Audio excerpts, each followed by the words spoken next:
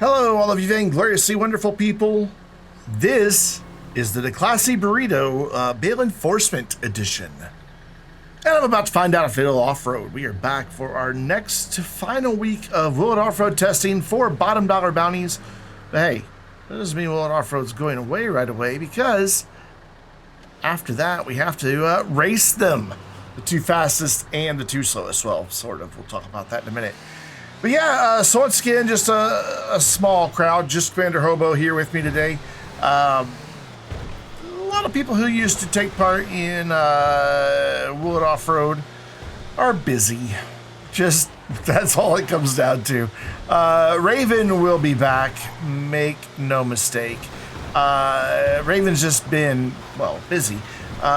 Taking care of some IRL issues, and you know, other people who have been part of it over the years just have things going on, jobs on weekends, new relationships or ongoing relationships that take time, and just all that good, fun stuff that keeps people away from Will It Off-Road. But hey, you are welcome to take part in the recording of Will It Off-Road, as well as our community live streams and other community videos that we have here on our channel, or my channel. So, okay.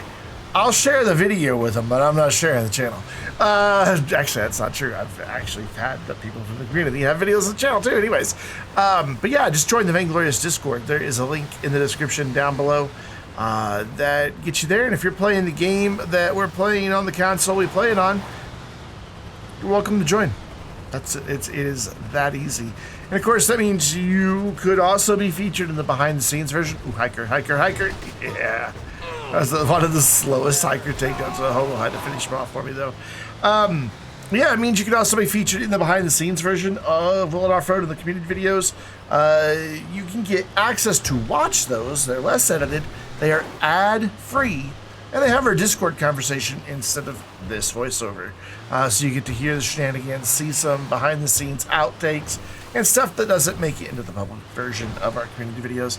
And all you have to do is be a channel supporter. Information on how to support the channel also in the link in the description down below. And the final thing, two final things you want to look at down there. One, spreadsheet tells you the stats of every vehicle we've tested in Will It Off-Road, broken down by just overall, broken down by class, and then broken down by DLC. Plus there's a tab on there for the ones we have tested in the snow. The other thing you want to look at is Will It Off-Road Bingo, because you could be our 6th ever winner out of 228 Will It Off-Road. It's actually more than that, counting the snow and the races. We've only had 5 winners so far. So either people aren't playing, or I don't have the right mix of tiles, or people are just really unlucky. It's one of those three things, if not a combination. But yeah, so you want to play Will It Off-Road Bingo. It's easy.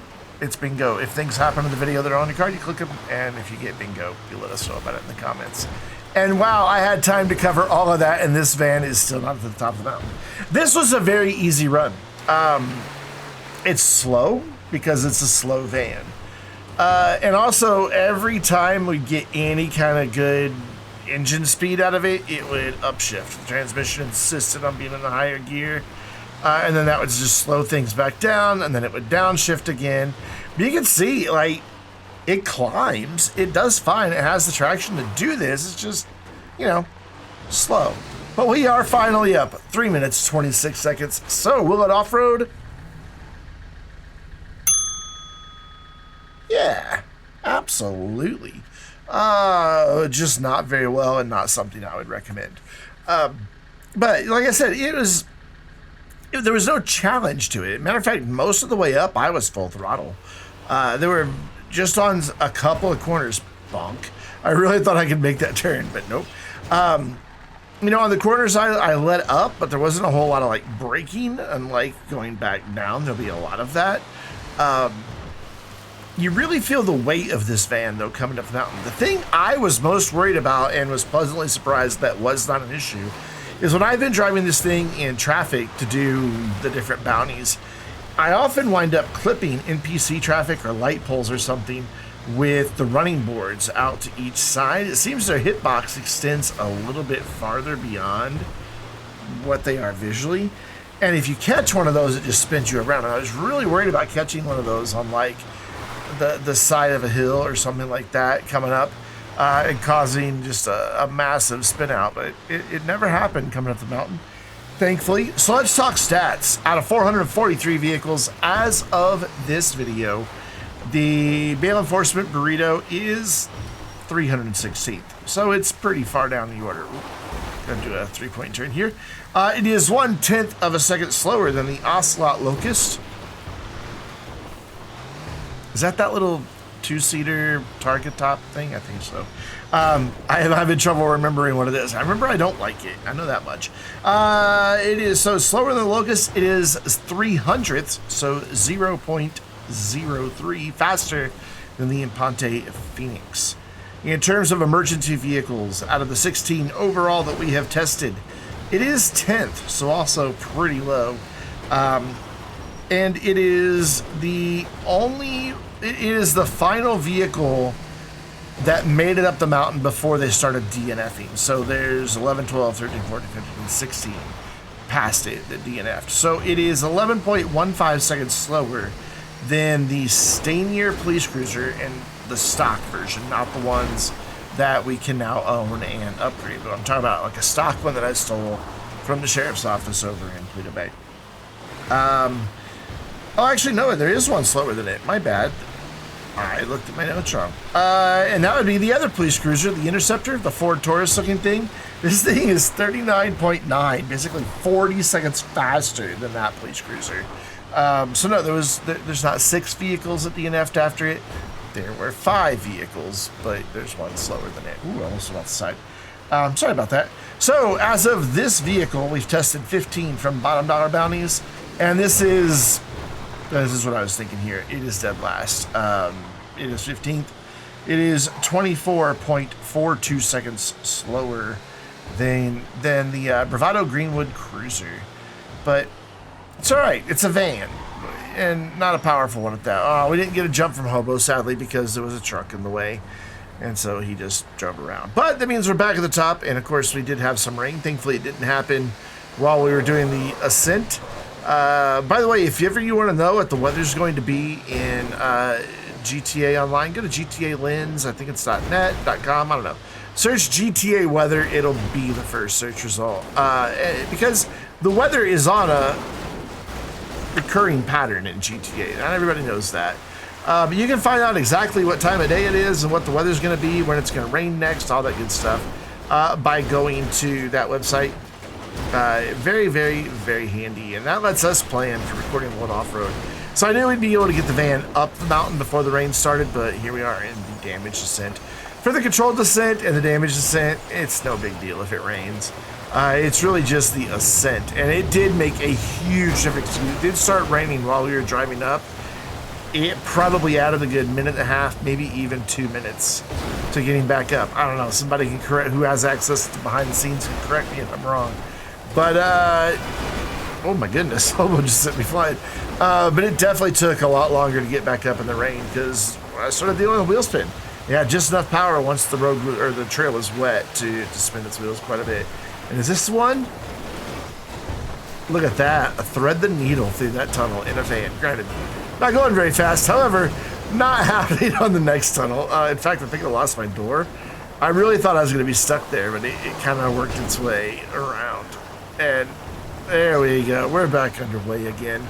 There is no hope of this thing getting over the wood pile, like none. I know we're not quite there yet, but it's not happening. It can't carry enough speed. But you know, that doesn't mean that I'm not gonna give it a try.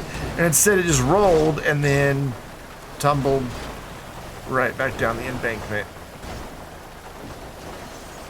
Yeah, that's how that went down. And wow, the last time I had this thing out for one of the actual bounties was right here for one of the bounties that takes place at this particular spot.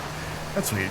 Anyways, we are down for our damage descent. 2 minutes, 11, almost 12 seconds. So let's take a look at the damage on the Bail Enforcement Burrito. One of the windows is busted out. I guess we can say 2 since the left door is missing. It has a headlight missing. The left door is gone. The hood and remaining doors will not close, has bent wheels, and especially up front, some body damage. Of course, not nearly as much as Hobo has on his Yosemite 1500, I think that's what it's called. Yeah. So we had the front shot, there's our back shot, and that brings us to our next vehicle. The Canis Castigator. And I gotta tell you, this is actually the second time I've driven this thing, and more than that because I've practiced with it, but it's the second time that I've recorded it. The first time there was an error with the audio, so we had to scrap that recording and redo it. So you're looking at kind of a retest here, and I really want this thing to be good because this is a quick, easy to drive little SUV. It's actually kind of fun to drive on surface streets. It does have quite a bit of understeer from being all-wheel drive, and it being very light, that gets a bit pronounced. But where we have trouble on off-roading is that lightness because of the bumps. It also likes to get airborne, which means, well, of course, obviously, if your wheels aren't on the ground, they cannot help you stop or turn. Plus, you know, you can see it constantly wanted to go up on two wheels. And then it has just high enough center of gravity that sometimes, if you're not careful, that will bring it right on over. So you have to be careful when off-roading this thing because it can feel like it's unpredictable. And that unpredictability isn't weird handling files or anything, or handling characteristics. It's just the nature of the vehicle. It's constantly in the air from every little bump. Because you can get some serious speed on this thing. I mean, if you've been watching, you've noticed that a lot of the wheels are leaving the ground a lot of the time. And that just, you know, you can't point the thing in the right direction. Things happen. And one of those things happens right here. The front end was just enough off the ground I couldn't turn in. That caused me to hit the rock to the left and then nearly rolled it and almost fell off the mountain. So that cost it, what, 5 seconds right there, easily. And then we're going to see another issue where granted, I as many times as I've taken this thing up the mountain already, I should have been expecting it, but I just didn't brake in time and wound up literally flying over where I needed to go, almost resulting in a pretty big tragedy that would have, you know, been a retest. But look at that, this thing just gets air like crazy. But I do love it. I think it's fun. I like that you can get a couple different looks and designs for it. I'm very happy with the Castigator overall. But here we go, yeah. I did not brake it nearly enough and wound up just rocketing past where I meant to be. But the thing does climb, look at this. I mean, just right up, just not an issue. And the same thing right here, just not a problem whatsoever. But that did cost us quite a bit of time, but we're up 2 minutes, 38 seconds. So, will the Castigator off-road? Yeah, and I really think that if I could get a perfect run, and I mean, no weird rollovers, keep the wheels on the ground, slow down enough so I'm on the ground a little bit more often, but just get an absolutely flawless run up the mountain, I really think this thing could be 15, even 20 seconds faster. We lost a lot of time here at the top, and we lost a good 5 seconds when it tried to roll over about halfway up. I really do think that this could be like a sub 220 car and move way up in the order. But it turned in the number it turned in, so out of 443 vehicles, it is 60th, almost went off again. It is 0.18, so 18 hundredths of a second slower than the Toreador. Never was sure on how to pronounce that one. And it is 500ths of a second faster than an iWagon. Out of SUVs, I was really hoping it would be number one, but not meant to be. It is 5th out of 31. Hello, Commander Hobo. It is 5th out of 31, 1.23 seconds slower than... Oh no. Watch the brakes on this, though. This thing is... Look at this. Just no drama. Any other vehicle would have just kept going, would have locked up, And that was full on braking. That wasn't me doing like any special modulating the brakes or anything like that. Nope. And then look, it just climbs right back up. It has so much potential if it could just, I don't know, stay on the ground a little bit better. Gosh, where was I? Oh yeah, 1.23 seconds slower than the Astron. Same split to the iWagon, and then out of 16 bottom dollar bounty vehicles we've tested as of this vehicle as we run down a hiker, it is 7th. 0.4 of a second slower than the Envisage, and 4.53 seconds faster than the Dominator FX. Yeah, I was just really disappointed that I couldn't get a better performance out of this. However, before somebody puts in the comment, well, it sounds like you just weren't driving it well. I was never, I very rarely practice with a vehicle in Will It Off-Road because once you've gone up the mountain 600 and some odd times, you get a general feel really early on for how a particular car is going to respond and you know what to do. But this thing is just unique. It really stands out as unique. And despite my experience on the mountain, every single run I had, something went wrong somewhere. And every single time it boiled down to the fact that there was a wheel not on the ground because it loves to just roll over and jump and do all those things. So yeah, while that, especially up at the very top where I went flying over where I needed to turn, definitely can be chalked up to my faults. It's kind of a characteristic of the car that it just makes you overconfident in what you're doing. Hobo didn't get to jump again, so just a nice little J-turn. No, that wasn't a J-turn, it was the opposite of a J-turn. Handbrake turn? Yeah, whatever. Anyways, we're back at the top with an already battered Castigator. Since it is all-wheel drive, I got a nice little launch out of it. However, bonked into a tree enough to take some of my health. That was quite, that landing there at the end, just thud. Just stopped dead. Giving Hobo plenty of time to catch up though. I think I wind up getting pretty far ahead of him on this one somehow. Like right now he's chasing my body parts, but yeah, there I am. I see me on his screen. But this thing just, even here, it's just constantly just like, wee, I'm in the air. This is lightweight, and it's bouncy, and it's peppy, and it's fun. It really is fun. I am in no way knocking this thing. I really wish I could have gotten the perfect run out of it. I don't know why I wanted the Castigator to be up higher. You know, some cars you get, and you're like, wow, I really hope this thing does well. You know, and I feel like this could turn in X performance in a racing circuit or something like that. And then when it doesn't, when despite your best efforts you can't make it happen, it's always just a little frustrating.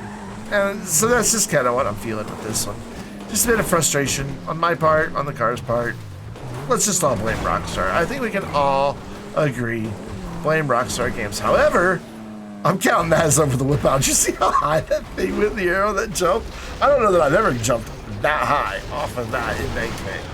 But we are down for our damage descent, 1 minute 37 seconds. So let's take a look at the damage on the Castigator. And most windows are gone. The headlights are all gone. The hood, the right fender, and the tailgate are somewhere back up on the mountain. Though Hobo did try to bring them with him. It has bent wheels and pretty pronounced body damage. I mean, it's there. It's not severe, it's not significant, but there is body damage that's noticeable. Hobo's far more so, complete with smoke pouring out of the hood.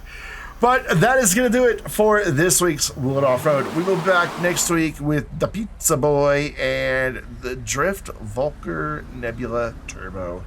Thank you very much for watching today. I know there are thousands of things that were uploaded in the past 2 seconds to YouTube that you could have watched instead of this video. And you chose this, and I greatly appreciate it. Until next time, I'm Brandon, reminding you to stay vainglorious.